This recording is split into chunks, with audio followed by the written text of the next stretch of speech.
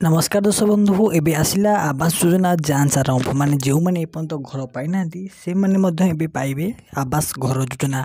तो आपण मैंने निहत जानते कि एबे राज्य सरकार एबे प्रत्येक गाँ गाँव में आवास घर देउचंती जो मानक घर नहीं। तो चलतु पूरा डिटेल्स वीडियो जाना क्यों मैंने ये आवास घर पाइपर आ केबे यह मिल जाऊँगी। तो पूरा डिटेल्स जाना आम ये वीडियो माध्यम तापर मुझे कहबी जदि आप चैनल को नुआ आसछंती निश्चित भाव में ये चैनल को लाइक करूँ और शेयर करूँ और सब्सक्राइब करूँ और पाखर बेल आइकन को ऑल सेट कर रखु। तो आपण मैंने निहत जानते कि एबे राज्य सरकार ए ग्राम पंचायत रे सबू ग्राम रे चेक आरंभ कर माने कौन ना जो मानक घर ना से घर किपर प्रदान कर जांच आरंभ हो गलानी।